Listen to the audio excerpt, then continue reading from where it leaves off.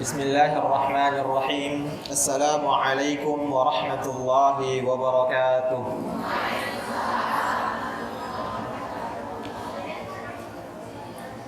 Alhamdulillahi rabbil alamin, wassalatu wassalamu ala rasulillah wa ala alihi wa ashabihi ajma'in, amma ba'd. Bapak-bapak dan ibu-ibu yang insyaallah mudah-mudahan kita semua senantiasa diberikan rahmat hidayah oleh Allah Subhanahu wa taala. Sebelum kita memulai, saya ingin memberikan apresiasi untuk seluruh yang berpartisipasi. Ini adalah acara yang mulia di sisi Allah Subhanahu wa taala. Kenapa? Karena ada progres yang kita perlihatkan di hadapan Allah Subhanahu wa taala. Saya pernah memberikan renungan juga di sini kalau tidak salah pada tahun 2020. Tetapi pada saat itu kalau tidak salah tidak ada acara wisuda. Dan alhamdulillah pada kesempatan ini sudah ada rangkaian wisuda. Artinya ada target pencapaian yang kita wujudkan, dan yang paling kita bersyukur bahwa ibu-ibu sekalian yang dirahmati oleh Allah Subhanahu wa taala mampu mewujudkan itu. Saya membayangkan bahwa menghafal juz 30 itu bagi sebagian orang itu berat. Di sini tadi ada 2 orang yang mengaku katanya belum selesai juz 30. Itu karena ada yang menyebutkan bahwa ayatnya pendek tetapi kosakatanya yang rumit. Dan itu betul-betul butuh pembiasaan. Saya bersyukur bahwa juz 30 itu saya nikmati pada masa-masa kecil, sehingga alhamdulillah ayat-ayat itu saya rasakan. Itu mungkin juga ajaibnya kalau kita menghafal di waktu kecil. Ibu-ibu sekalian, ada pertanyaan yang ingin semua kita jawab. Kenapa Al-Quran itu sangat mudah untuk dilupa? Saya yakin ibu-ibu kalau hari ini hafal, 5 hari ke depan tidak murojaah, saya yakin hilang lagi sebagian. Kenapa ibu-ibu sekalian? Ada yang tahu rahasianya? Jadi kalau Al-Quran itu adalah keajaiban, di sini keajaibannya Al-Quran. Saya membandingkan ibu-ibu sekalian, kalau saya membaca buku teori-teori, misalnya teori tentang kepemimpinan, teori tentang apapun itu sekali baca itu sudah langsung saya ingat, walaupun bertahun-tahun itu maksudnya itu saya tahu. Tapi Al-Quran ini unik. Hari ini kita tahu susunan kalimatnya, besok tidak diulang, pasti lupa. Itu bukan karena kita adalah pelaku maksiat, bukan. Walaupun bisa mengarah ke sana bahwa kemaksiatan dan Al-Quran itu tidak mampu bersatu dalam jiwa seseorang. Rahasianya ibu-ibu sekalian bahwa Al-Quran itu bacaan, dan dia selalu ingin dibaca. Bayangkan kalau kita pikir ibu-ibu sekalian rahmati oleh Allah, karena saya lebih fokus ke ibu-ibu yang hari ini sudah Masya Allah. Bayangkan kalau Al-Quran itu sama dengan bacaan buku lain, sekali dibaca sudah bisa dihafal. Apa yang dilakukan dengan Al-Quran? Orang mengatakan, sudah ku tahu nih, sudah ku baca nih, ku ingat ji. Itu kalau Al-Quran itu tidak mudah dilupakan. Tapi karena rahasia Al-Quran itu sangat-sangat mudah dilupa, oleh karena yang Allah inginkan adalah baca terus. Karena Al-Quran itu bacaan, bukan sekadar hafalan. Tahu nggak ibu-ibu sekalian bahwa Umar radhiyallahu anhu, ada riwayat mengatakan bahwa dia menghafal surah Al-Baqarah lamanya. Surah Al-Baqarah lamanya berapa tahun? 10 tahun. Umar Ibnul Khattab. Umurnya tua juga, mungkin sama-sama dengan tuanya ibu-ibu. Nah, ibu-ibu yang dirahmati oleh Allah Subhanahu wa taala, ada perbandingan kata ulama, perbedaan antara interaksi kita dengan Al-Qur'an dengan interaksi orang dulu dengan Al-Qur'an. Nah, ini hati-hati. Banyak di zaman sekarang menghafal Al-Qur'an itu sepertinya enteng sekali. Karena saking entengnya mudah dilupakan. Mudah dilupakan tentang maknanya, mudah dilupakan tentang inspirasinya, mudah dilupakan tentang pengaruh-pengaruhnya. Itu sangat mudah dilupakan karena mudah didapatkan. Orang dulu menghafal satu ayat lumayan lama. Kalau potret Umar 10 tahun, kurang lebih 10 tahun dia menghafal surah Al-Baqarah saja. Tetapi ada kelebihan yang Allah Subhanahu wa taala berikan kepada mereka. Walaupun ayat itu terasa susah di banyak kalangan sahabat, susah menghafal Al-Qur'an, yang mereka mudah adalah mengamalkan Al-Qur'an. Jadi walaupun tidak dihafal, tetapi Allah berikan kemampuan untuk mengamalkannya secara mudah. Tapi berbeda dengan kita, mudah dihafal, belum lagi mudah hilang, belum lagi maknanya mudah untuk dilupakan. Ini perbedaan yang betul-betul terbalik.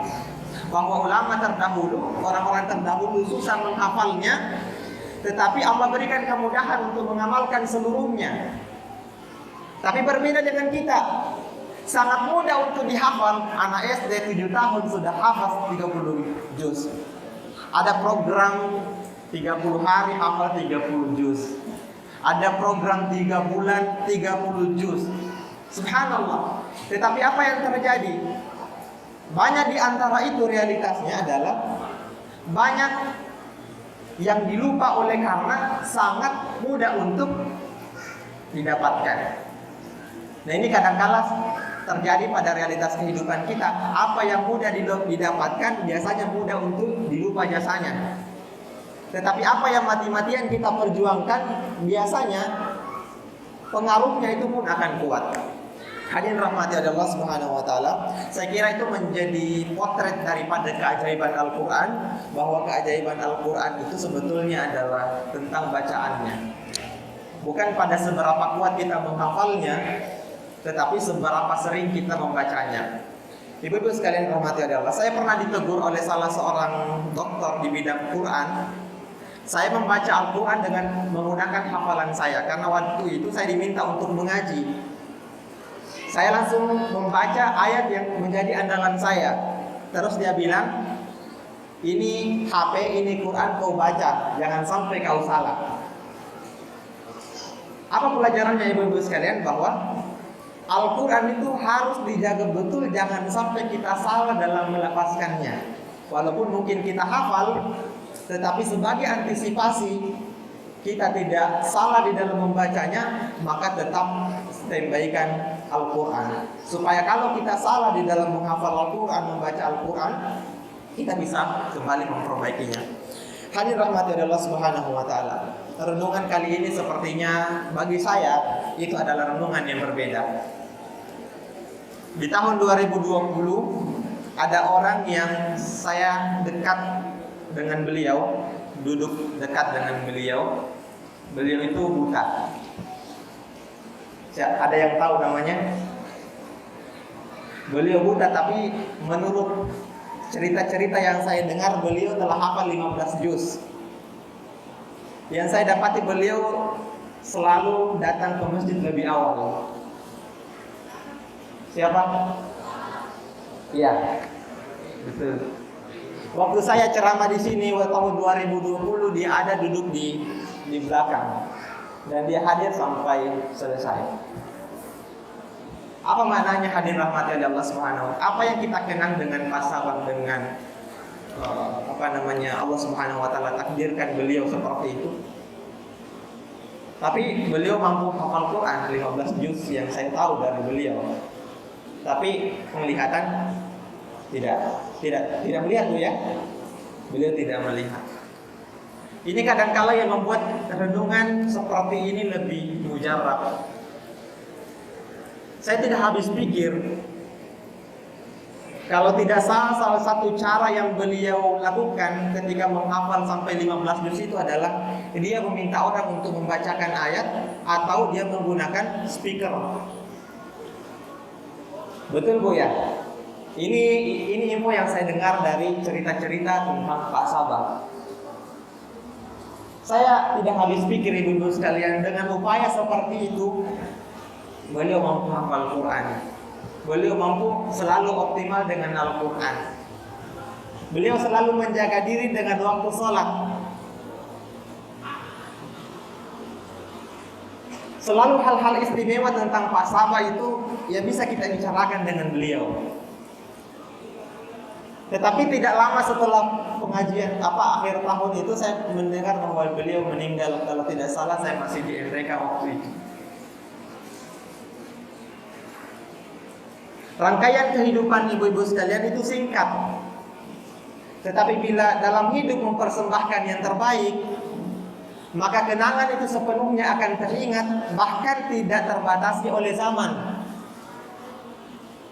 Kita akan bercerita bahwa ada dulu orang yang buta tapi hafal Quran. Tapi cerita beliau tidak ada yang tulis, tetapi kisah beliau selalu dikenang karena kebaikannya. Ini yang kadangkala kita yang yang istimewa, penglihatan tubuh yang sehat, penglihatan pendengaran.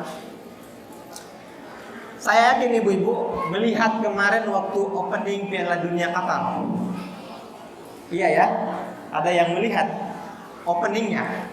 Ada seorang anak muda yang badannya itu mustengan. Iya, lihat ya. Tapi dia hafal Quran. Dia punya bisnis. Dia punya mobil. Apa inspirasi yang kita bisa ambil ibu-ibu sekalian yang bagi kita sebagai manusia yang diberikan keutuhan nikmat? Bahwa walaupun bayangkan ibu-ibu sekalian, cuman sampai di perutnya badannya. Sampai di perut.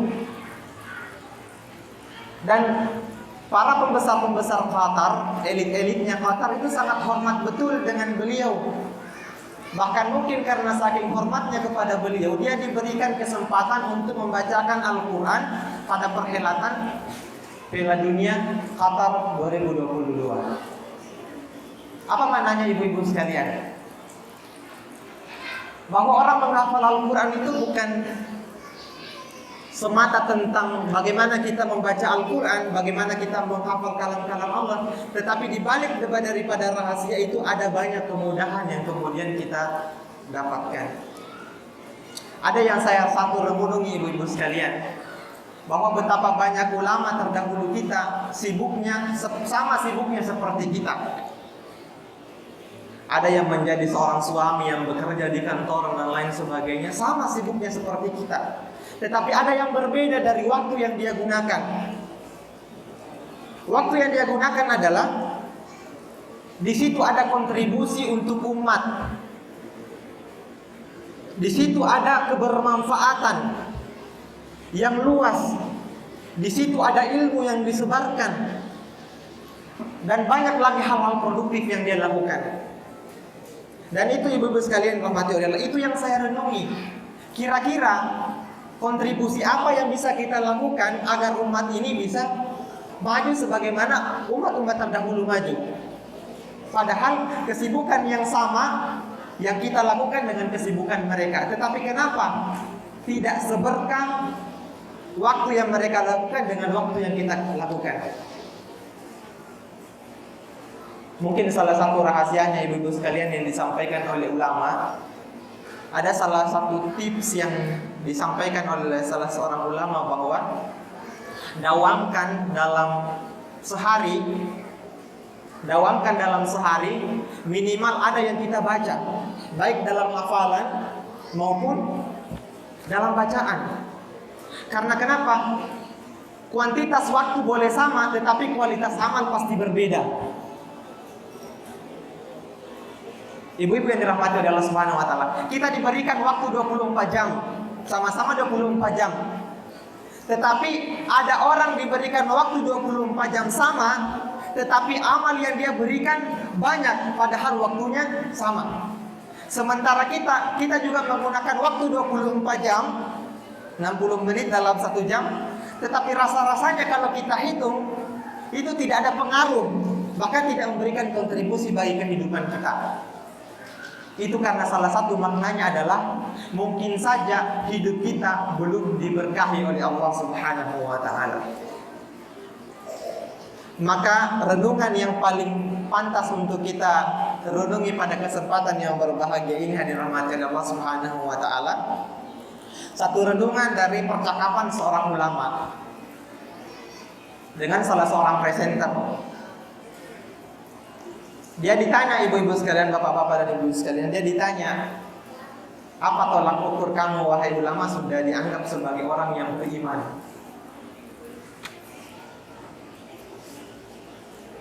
Pertanyaan juga ini bisa kita ajukan pada diri kita. Apa tolak ukurnya? Tolak ukurnya kita disebut sebagai orang yang mukmin. Mukmin secara personal, secara individu, dan mukmin secara universal, perlakuan dan lain-lain sebagainya. Apa tolak ukurnya? Ibu-ibu yang dirahmati oleh Allah Subhanahu wa taala, ulama itu diam, ibu-ibu. Diam. Dia langsung teringat dengan satu ayat di dalam Al-Quran yang sering kita baca. Dia teringat dengan satu ayat di dalam Al-Quran yang sering kita dengarkan. Apa itu, ibu-ibu sekalian? Innamal mu'minuna alladzina idza dzukirallahu wajilat qulubuhum. Ibu-ibu sekalian, ulama yang ditanya tentang tolak ukur keimanannya itu langsung tertuju dengan ayat ini. Apa yang dikatakan? Kalau ayat ini menunjukkan tolak ukur iman seorang hamba, maka saya tidak pantas disebut sebagai orang mukmin. Apa artinya ayat tadi? Hakikat orang mukmin itu kalau disebut nama Allah, ada getaran di dalam hatinya.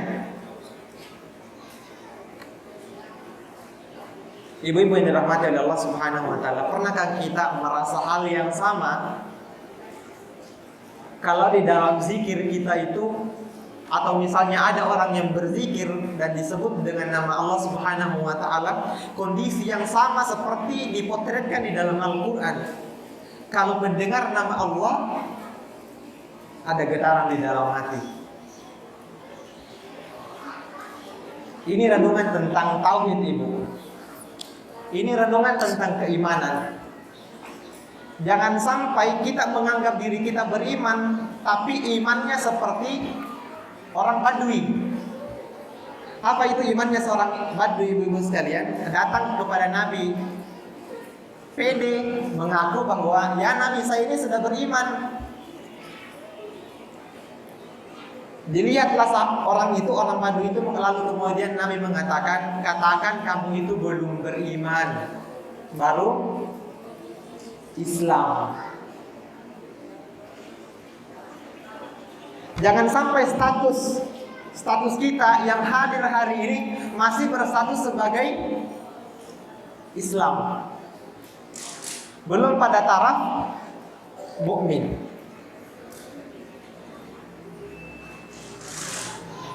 Kalau merenungi hadis ayat ini, ibu-ibu sekalian, sepertinya tidak ada di antara kita yang pede. Ada yang tahu arti pede? Pede? Percaya diri bahwa saya ini bisa disebut sebagai orang yang beriman, bahwa saya disebut sebagai layak orang yang mukmin. Karena perlakuan kita terhadap ayat-ayat Al-Quran, kadang-kala disebut nama Allah di situ, itu tidak ada sedikit pun progres di dalam hati kita. Nah, inilah yang kemudian kita ingin muhasabah.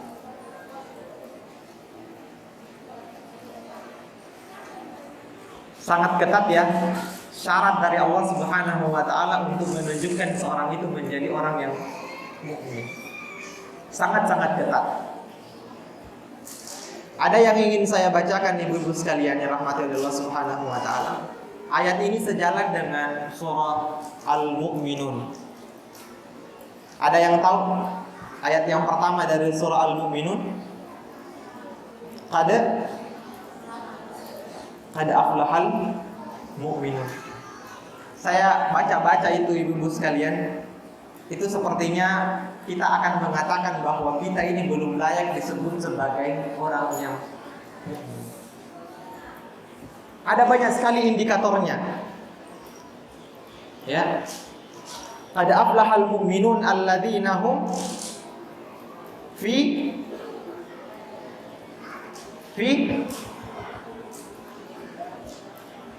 salatihim khashi'un.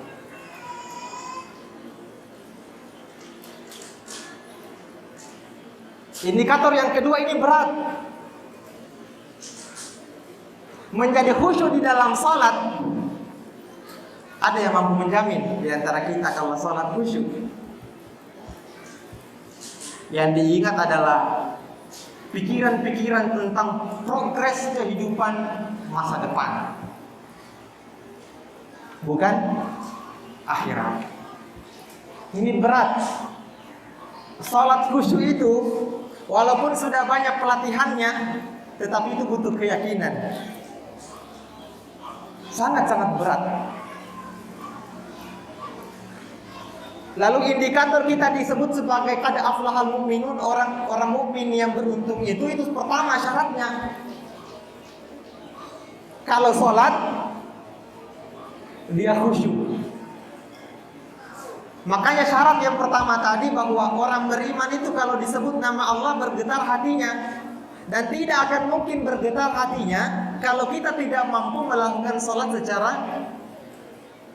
secara khusyuk. Artinya apa ibu-ibu sekalian?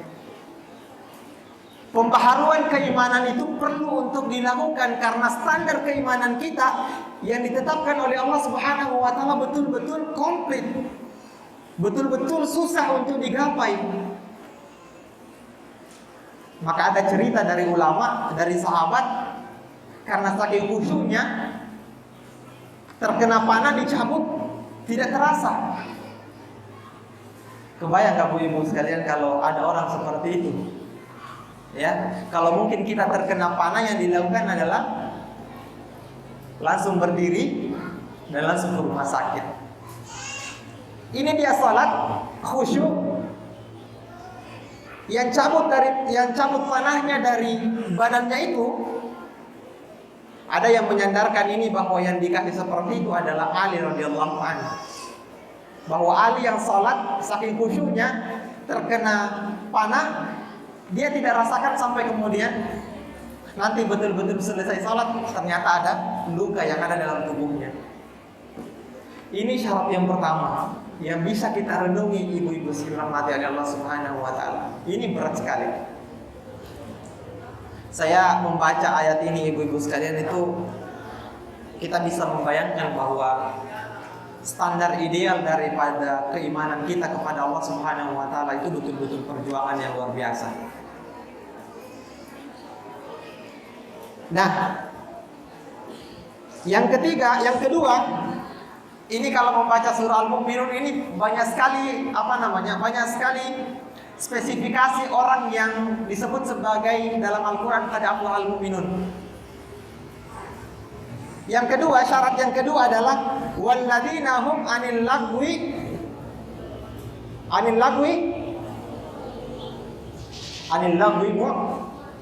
muridun. Dan orang yang menjauhkan diri, ini berat lagi. Orang yang menjauhkan diri dari perbuatan dan perkataan yang tidak berguna. Syarat pertama, kita tidak lolos sepertinya. Bahwa kalau sholat dengan khusyuk. Syarat yang kedua pun sama, berat.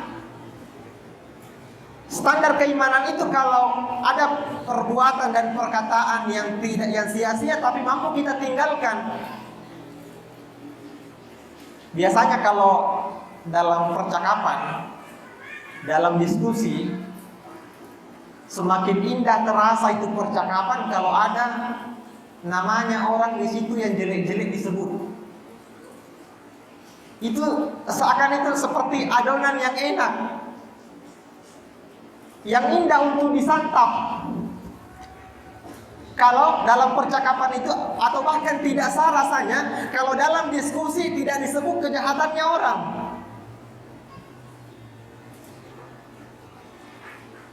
Ini kalau saya pikir-pikir, kenapa Al-Quran memberikan syarat yang kedua ini? Padahal kita ini adalah makhluk yang selalu ingin cerita, tetapi persyaratannya besar. Bahwa indikator keimanan itu kalau mau diuji harus lolos dari sini dulu. Mampu menjauhi perkataan dan perbuatan yang tidak berguna.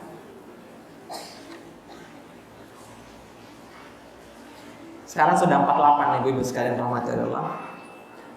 Itu baru dua syarat.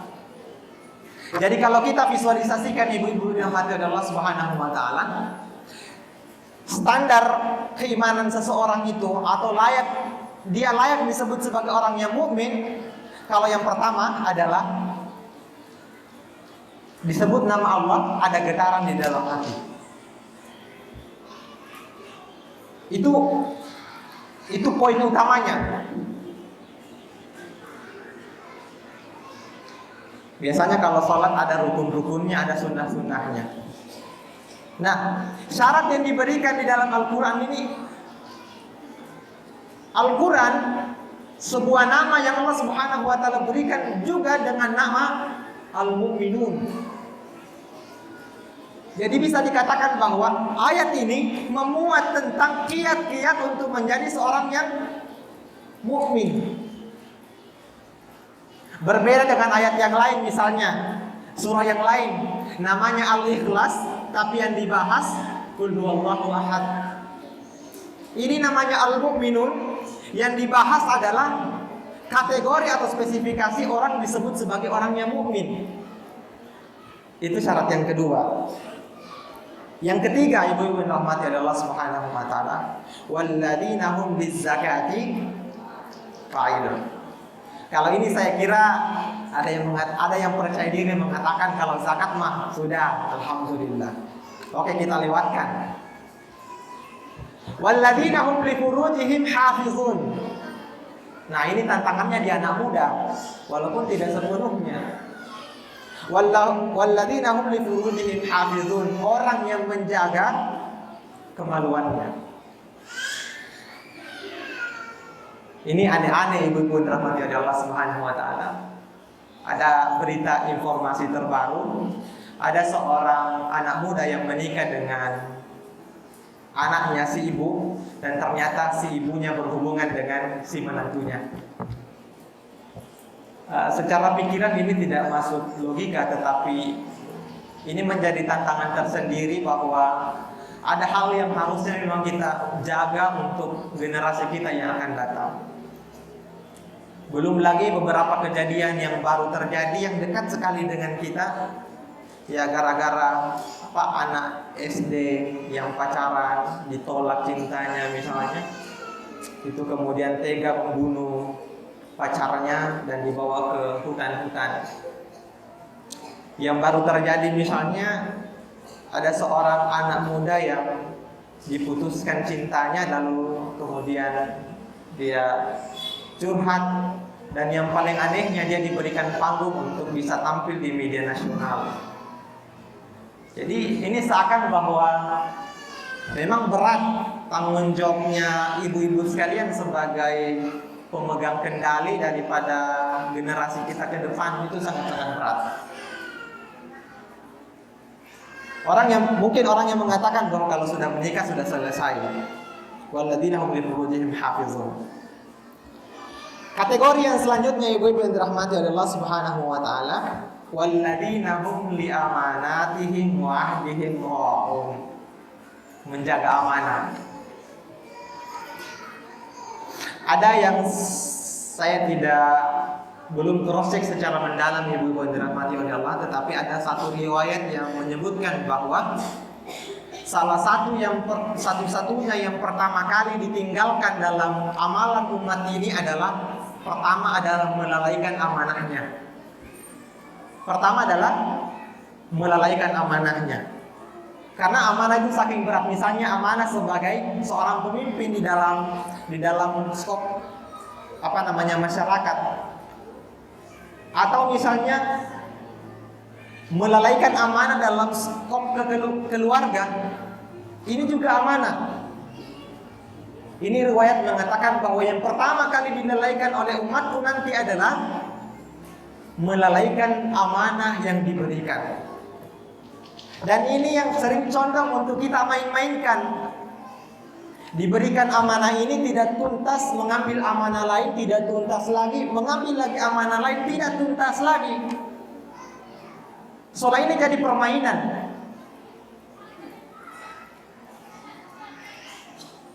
Jadi syarat untuk menjadi seorang yang mukmin itu yang betul-betul beruntung itu tidak mudah, ibu-ibu yang dirahmati oleh Allah Subhanahu wa taala. Apalagi ditambah wa ahdihim ra'un. Menjaga amanah, menjaga janji-janji. Nah, yang dipopulerkan sekarang subhanallah. Janji mau datang jam 9, ternyata ditelepon sudah di jalan tapi masih belum mandi. Ini hal-hal yang kecil tapi terasa istimewa bagi pelakunya. Ya. Dimana sekarang sudah di jalan, padahal belum mandi. Padahal janjiannya jam 9. Tahu nggak ibu-ibu yang dirahmati oleh Allah Subhanahu wa taala? Ada satu gelar yang sangat sulit didapatkan oleh seluruh umat manusia, hatta kepada para sahabat pun. Kira-kira gelar apa itu ibu-ibu? Ada yang tahu? Gelar yang diberikan kepada Abu Bakar. Di antara sekian puluh ribu sahabat yang cuma mendapat gelar As-Siddiq cuman Abu Bakar. Kenapa? Karena menurut riwayat yang menjelaskan bahwa Abu Bakar itu kalau ada yang dia bilang pasti terrealisasi. Ini yang susah. Bahkan hal yang tidak dipercaya pun dia percaya, misalnya tentang Isra Mi'rajnya Nabi. Seluruh Madinah tidak percaya, seluruh Mekah tidak percaya bahwa itu betul-betul kejadian. Abu Bakar menantang diri, dia yakin dengan itu. Itu susah bagi kita. Maka gelar As-Siddiq itu tidak mudah.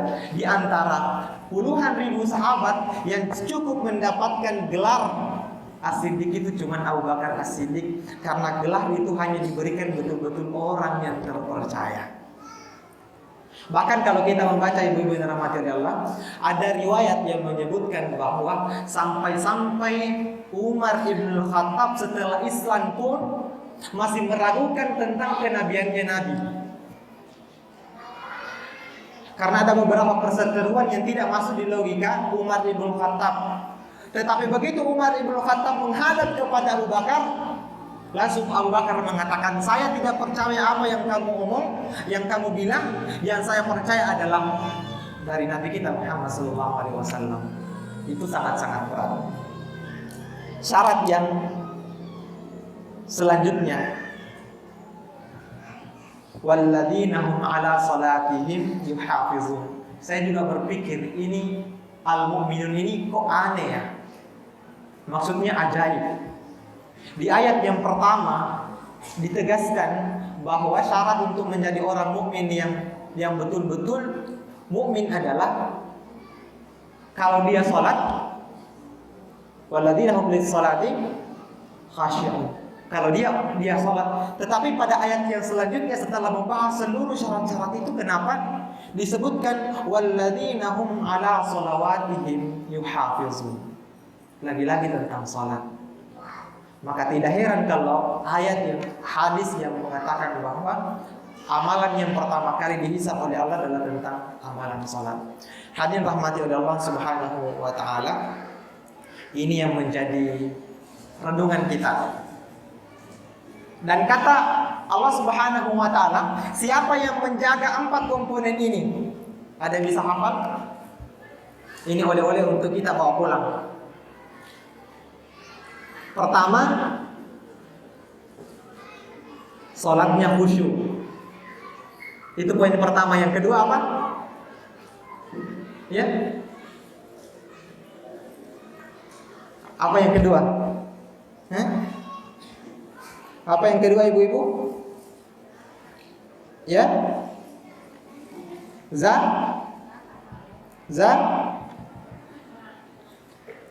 Yang kedua adalah meninggalkan perkataan dan perbuatan yang sia-sia. Ya.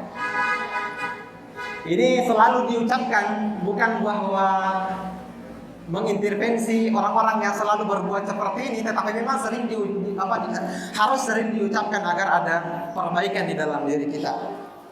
Yang ketiga baru zakat. Yang keempat apa? Ya, menjaga kemaluan. Yang ketiga, yang kelima apa ya, Ibu?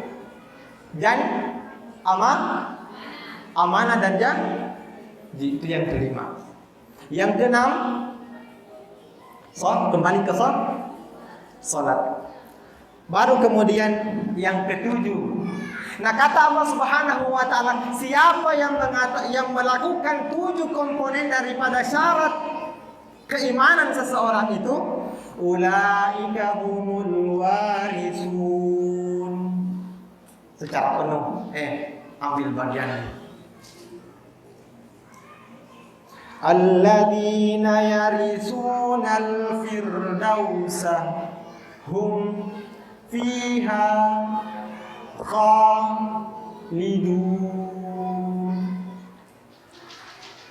Jadi ending, Pak, ibu-ibu sekalian, kalau film itu kan ada endingnya. Iya ya. Tahu ibu-ibu namanya ending? Akhir daripada sebuah cerita. Nah, ini kan ditunggu-tunggu. Apa nak kerja kemarin, misalnya siapa? Nah, ending kalau kita melakukan 7 amal besar ini, kata Allah Subhanahu wa taala, ulaika humul warisun, mereka itulah orang-orang yang berhak mewarisi. Apa yang diwarisi, ibu-ibu yang dirahmati Allah Subhanahu wa taala? Alladzina yaritsunal firdausa, orang yang diberikan warisan surga Firdaus, dan orang-orang yang mendapatkan warisan itu adalah kekal di dalamnya. Itu harta warisan ibu-ibu, itu paten atau tidak? Paten ya. Nah, itu kenapa Allah Subhanahu wa taala menggunakan istilah waris. Ingin menunjukkan bahwa makna daripada ayat ini, orang yang melakukan 7 amalan tadi itu, maka orang tersebut berhak mendapatkan warisan surga Firdaus. Jadi kalau pertanyaannya sekarang, apa syaratnya untuk mendapat surga tertinggi? Yaitu 6 komponen tadi, 6 syarat tadi. Hadirin rahmati Allah Subhanahu wa taala, saya kira cukup 6 poin yang akan kita bawa untuk persiapan 2023. Ini angan-angan manusia. Angan-angan manusia. Semoga Allah Subhanahu wa taala senantiasa memberikan kepada kita nikmat untuk selalu mencintai Al-Qur'an.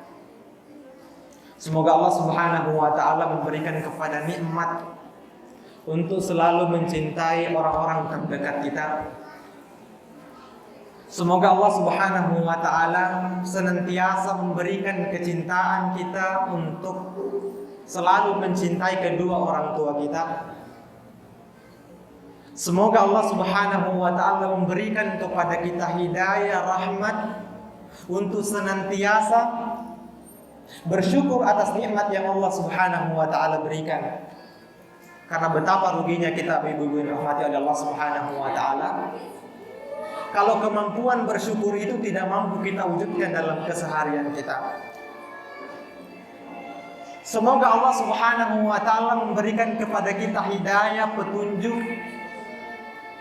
untuk senantiasa mencintai kedua orang tua kita. Di bayangan kita tentang kedua orang tua, ibu-ibu yang dirahmati oleh Allah Subhanahu wa taala, di mana baru-baru ini diperingati tentang Hari Ibu. Itu adalah bayangan keberkahan yang tidak semua orang mampu dapatkan wujud itu. Bayangan tentang kebaikan orang tua itu adalah bayangan tentang kemuliaan. Bayangan tentang kehidupan dan pengabdian orang tua itu adalah keberkahan. Maka tidak salah kalau Nabi mengatakan peran ummi itu lebih penting, lebih 3 kali dibanding peran ayah. Kita bisa merenung ibu-ibu yang dirahmati oleh Allah Subhanahu wa taala, bagaimana seorang ibu mendidik seorang anak-anaknya sampai kemudian besar.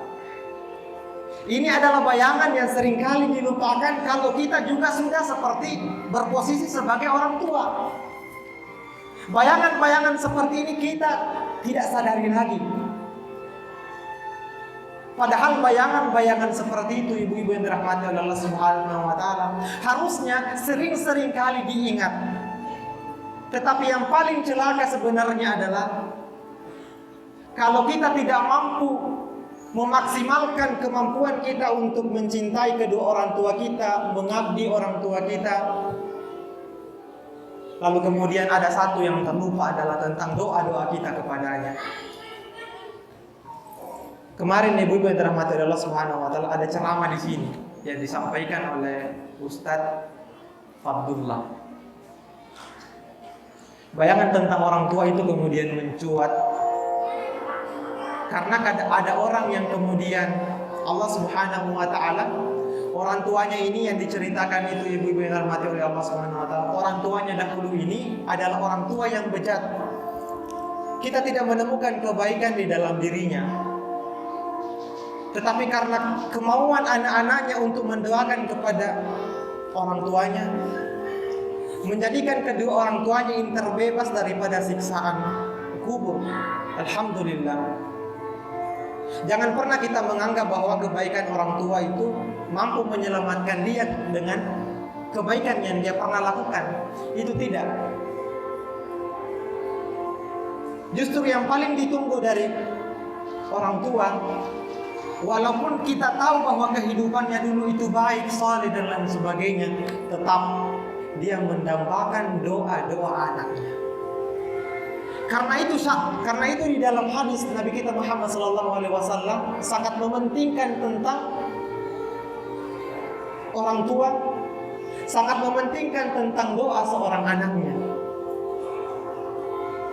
Dan itu dikategorikan sebagai amal jariah yang tidak mungkin banyak orang dapatkan. Kita berdoa kepada Allah Subhanahu wa taala, semoga hidayah Allah Subhanahu wa taala tercurah kepada kita. Karena banyak sekali kita realitas yang terjadi karena aktivitas-aktivitas yang ada kemudian melalaikan pengabdian kita kepada orang tua. Dan kita tentu haru kepada orang-orang yang senantiasa berupaya keras untuk mempersembahkan yang terbaik untuk kedua orang tuanya, walaupun dalam segala hal dia betul-betul terbatas. Tetapi dengan segala daya dan upaya dia mempersembahkan yang terbaik. Hadirin rahmati Allah Subhanahu wa taala, itu yang sering kita doakan. Kita juga berdoa kepada Allah Subhanahu wa taala agar hidayah Allah Subhanahu wa taala agar senantiasa tertanam di dalam diri kita untuk saling mencintai. Ada hal yang ingin saya sampaikan ibu-ibu yang dirahmati oleh Allah Subhanahu wa taala, ini terkait tentang saling mencintai. Kenapa Al-Qur'an menutup surah daripada Al-Quran itu dengan menggunakan nama surah An-Nas? Padahal di situ ada 2 tokoh yang disebut, ada tokoh manusia dan ada tokoh yang bernama jin. Kenapa tidak Al-Jinnah? Kenapa tidak Al-Jinnah? Kenapa yang disebut adalah An-Nas? Karena ada rahasia bahwa yang paling banyak merusak itu adalah kalangan manusia itu sendiri. Yang saling baku cecok adalah dari manusia sendiri. Yang saling baku hantam-hantam adalah dari manusia sendiri. Yang saling baku hujat adalah dari manusia sendiri. Maka makna daripada surah An-Nas ini memberikan inspirasi bahwa ini adalah tentang kehati-hatian kepada sesama. agar menjaga hubungan dalam hal apapun itu. Dan celakanya hadirin rahmati oleh Allah Subhanahu wa taala, ada tokoh di balik kerusakan yang terjadi di manusia itu, namanya jin atau syaitan. Alladzi yuwaswisu fi sudurin nas. Jantung daripada hati kita itu dia bisiki, sehingga hal yang mudah diperbaiki malah tambah rusak. Yang harusnya dilakukan secara kekeluargaan tidak dilakukan kekeluargaan karena bisikan-bisikan daripada syaitan itu. Hadirin rahmati Allah Subhanahu wa taala. Renungan yang barangkali sangat susah untuk dilakukan adalah renungan tentang menjaga persaudaraan. Renungan tentang memperbaiki hubungan. Siapa di antara ibu-ibu yang dirahmati oleh Allah Subhanahu wa taala yang melakukan, yang masih punya dendam, maka boleh dikata dia tidak berhak untuk memasuki surga Allah Subhanahu wa taala.